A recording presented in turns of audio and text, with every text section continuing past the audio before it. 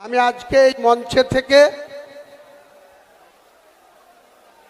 আমি নিজে আমার পার্টির চেয়ারম্যান হিসাবে আমি আমার পুরনো বিধানসভা, আমার হোম বিধানসভা ৭০ রেজিনগর এবং ৭১ বেলডাঙ্গা দুটো থেকে আমি লড়াই করব এবং জিতব ইনশাল্লাহ।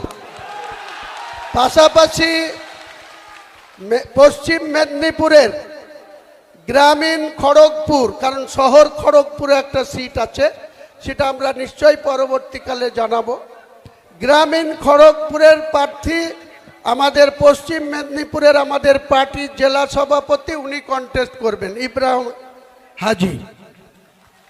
এবং ৫৪ মালদা বৈষ্ণবনগর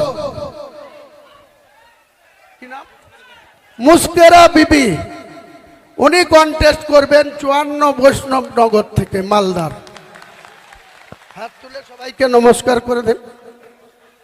মনীষা পান্ডে ৬৪ মুর্শিদাবাদ থেকে কন্টেস্ট করবে, ৬৪ মুর্শিদাবাদ, ৬৪ মুর্শিদাবাদ মনীষা পান্ডে।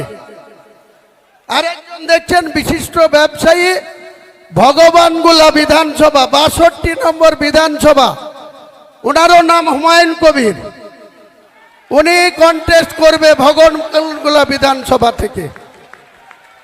আমি দুটো সিটে কন্টেস্ট করব আর ৪ জনের নাম ঘোষণা করলাম। আর একজন ডাক্তার হুমায়ুন কবির, তিনি বিশেষ কারণে ব্যাঙ্গালোরে আছেন, তিনার সাথে আমার কালকেও কথা হয়েছে, আজকেও তিনি বলেছেন যে আমি যেতে পারলে খুব ভালো লাগতো, কিন্তু আমি আপনার সঙ্গে আছি।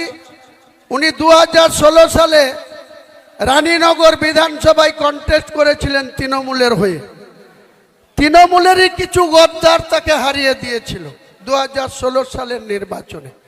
সেই ডাক্তার হুমায়ুন কবিরও রানীনগর বিধানসভা থেকে কন্টেস্ট করবে আগামী নির্বাচনে।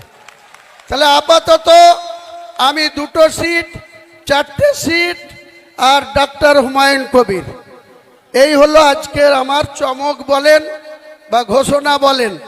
নির্বাচন অনেক বাকি, ইলেকশন কমিশনের ছুটি আসলেই আমরা ২৯৪-এর মধ্যে কত সিটে লড়াই করব ভবিষ্যৎ সময় সে কথা বলে দেবে।